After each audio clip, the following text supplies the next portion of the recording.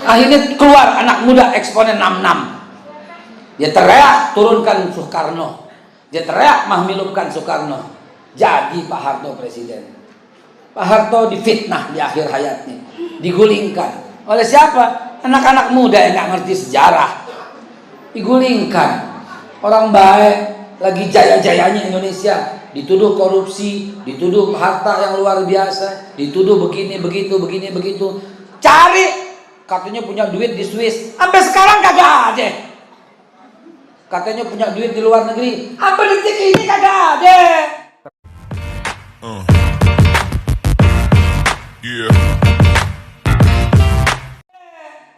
Assalamualaikum warahmatullahi wabarakatuh. Ceramah Haikal Hasan ini sebenarnya rentang waktunya sangat panjang, kurang lebih sekitar 35 menit kalau di YouTube.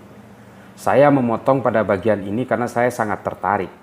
Karena Haikal Hasan di depan masyarakat awam mengatakan bahwa pelaku demonstrasi 98 adalah pemuda-pemuda yang tidak tahu tentang sejarah Soeharto. Haikal Hasan tidak pernah kita jumpai membicarakan hal itu di depan media massa mainstream. Saya tahu itu, karena resistensinya pasti besar. Oleh karena itu, mari kita bedah siapa sebenarnya Soeharto. 2 tahun setelah Soeharto berkuasa, pada tahun 1968, Soeharto sudah memulainya dengan nepotisme. Dia menunjuk adik tirinya yang bernama Probo Sutejo melalui perusahaannya PT Mercu Buana, memberikan hak impor kepada perusahaan itu untuk memasuk cengkeh. Setelah RCTI lahir yang dimiliki oleh Bambang Trihatmojo, lalu kemudian ada SCTV yang dimiliki oleh kerabat Soeharto yang lain, Pak Sudikatmono. Lalu kemudian anak Soeharto yang lain juga seperti iri melihat saudara-saudaranya mendapat fasilitas kepres. Lalu kemudian Pak Harto membuat kepres yang lain, jasa penagihan pesawat televisi dari rakyat bernama PT Mekata Maraya yang dimiliki oleh Sigit Soeharto. Ini juga harus jangan dilupakan. Pak Hasan nggak boleh melupakan sejarah-sejarah ini, bahwa pesawat televisi kita, sepeda ontel kita juga ditarik pajak oleh Soeharto. Ini adalah penyedotan uang-uang rakyat miskin dari kampung-kampung itu yang ditarik ke pusat. Sama halnya dengan praktek SDSB, undian harapan, Porkas. Itu adalah berupaya untuk menarik uang-uang rakyat dari buruh tani, dari tukang becak yang disedot ke pusat melalui judi yang dilegalkan itu. Ini juga Anda harus tahu betapa jahatnya itu kepada rakyat-rakyat kita. Lalu kemudian gerakan mahasiswa 98 dituding oleh Anda tidak tahu sejarah. Karena kami merasakan, Pak. Kalau Soekarno jangan cerita, saya belum lahir. Itu hanya bisa saya jumpai di buku-buku bacaan. Saya tidak akan mendebat itu. Tapi kalau urusan Soeharto, saya adalah saksi sejarah. Dan mungkin ratusan juta rakyat lainnya juga menjadi saksinya. Setelah itu masih banyak lagi. Tahun 92 ada kepres tentang tata kelola niaga cengkeh. Cengkeh yang sudah lama dinikmati oleh masyarakat kemudian dimonopoli oleh BPPC yang konsorsiumnya diketuai oleh Tommy Soeharto. Di situ rakyat menjerit, pohon-pohon cengkeh ditebang oleh rakyat daripada diberikan kepada VOC pantat hitam, kata orang Sulawesi. Anda harus tahu itu. Setelah itu masih ada juga kepres tentang mobil nasional. Siapa yang bermain? Tommy Soeharto dengan Timor, lalu Bambang Trihatmojo dengan Bimantara. Bimantara menggandeng Hyundai dari Korea, Timor juga menggandeng Kia dari Korea. India harus tahu, Uni Eropa menuntut melalui WTO atas monopoli ini, proyek mobil nasional ini. 2 bulan menjelang Soeharto lengser pada tahun 98, itu adalah menjadi bagian dari prasyarat dari pinjaman uang dari IMF agar proyek mobil nasional ini dihentikan, lalu dihentikan oleh Soeharto. Belum juga tentang skandal Busang. Anda harus tahu, banyak sekali kalau kita mau ungkap tentang itu. Anda menyanjung Soeharto di depan orang awam yang tidak mungkin melakukan resistensi terhadap Anda, tidak mungkin mendebat Anda. Tapi jika Anda mengungkapkan itu di depan kami sebagai pelaku sejarah, tentu saja saya akan melawan. Masih banyak lagi cerita lainnya tentang TPI, televisi pendidikan Indonesia yang dimiliki oleh Tutut Hardianti Rukmana. Ya kan? Setelah RCTI lahir, SCTV lahir, Mbak Tutut juga nggak mau ketinggalan. Membuat TPI yang mendompleng ke TVRI ketika tidak siaran, semua alat-alat TVRI dipakai. Korbannya Pak Ishadi sebagai direktur TVRI. Pemecatan-pemecatan itu sudah jamak ketika itu. Bahkan kalau Anda mau tahu, ini kalau kita mau berbicara tentang komunisme, Wakil Presiden Sudarmono ketika itu juga pernah diberikan stigma PKI. Entah konflik apa yang terjadi di tingkat elit, tapi Pak Sudarmono, Wakil Presiden sendiri, itu diberi stigma PKI. Menurutnya, orang tuanya pernah terlibat PKI di Cerme, di Gresik. Ini kan kejahatan yang luar biasa. Siapapun yang tidak disukai, siapapun yang mau ditendang, lalu dilekatkan dengan PKI, dengan komunisme.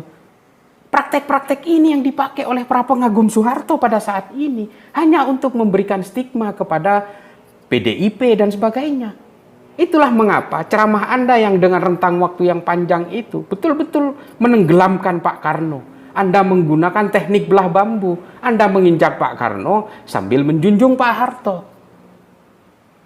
Saya mungkin kalau soal akomodasi politik, saya tidak mau tahu Pak Haikal mau bermain politik dengan siapa, dengan pihak mana. Bukan urusan saya. Tapi ketika sejarah itu ada yang disembunyikan, ada yang dihilangkan, tentu saja saya tidak terima. Saya lahir, besar, kuliah, bekerja, menikah, punya anak pada zaman Orde Baru. Saya adalah bagian dari saksinya itu. Jangan ceritakan tentang Priok, jangan ceritakan tentang Monitor, jangan ceritakan tentang Talang Sari, jangan ceritakan tentang Kendung Ombo. Saya sudah besar, saya sudah kuliah. Dan mungkin teman-teman yang lain. Saya sering melakukan pertemuan dengan teman-teman aktivis pada zaman dulu. Semua membicarakan ini. Kok Anda dengan gampangnya menyembunyikan sejarah-sejarah itu? Lalu kemudian disuarakan di depan orang-orang awam yang tidak mungkin melawan. Padahal mereka juga tahu. Mereka juga merasakan seperti apa pada zaman Soeharto. Anda dan Tengku Zul sama modelnya. Berusaha menyembunyikan sejarah Soeharto. Seolah-olah Soeharto itu emas, bukan loyang. Saya tahu, otoritarian dimanapun di dunia ini juga punya banyak jasa terhadap negaranya. Tapi juga punya kejahatan-kejahatan yang tidak boleh disembunyikan. Idi Amin juga seorang diktator dari Uganda. Dia punya jasa untuk Uganda. Tapi dia juga punya kejahatannya. Artinya apa? Jasa-jasa itu jangan hanya itu yang dibaca, jangan hanya itu yang dimunculkan. Kejahatannya juga jangan disembunyikan. Robert Mugabe semua diktator, Pinochet, Ceausescu di Rumania, semua punya jasa kepada negaranya, termasuk Soeharto. Tapi kejahatannya juga banyak. Inilah kita butuh keadilan, kita butuh fair dalam sejarah ini. Ungkap semua. Jangan mencoba-coba untuk melakukan transaksi dengan sejarah. Jangan melakukan jual beli dengan sejarah. Semua saksinya masih hidup. Kalau Soekarno mungkin sudah banyak yang meninggal, Pak, saksinya. Saya malah belum lahir ketika itu. Tapi kalau Soeharto, saksinya masih banyak. Orang-orang yang sepantaran saya, pelaku-pelaku mahasiswa yang berdemonstrasi pada tahun 98 masih banyak. Ada Adian Napitupulu, ada Budiman Sujatmiko, banyak juga yang ada Fahri Hamzah, Fadlizon, semua itu adalah pelaku sejarah. Mereka juga tidak mungkin bohong, Pak. Seperti apa Soeharto ketika berkuasa, mereka juga semua tahu.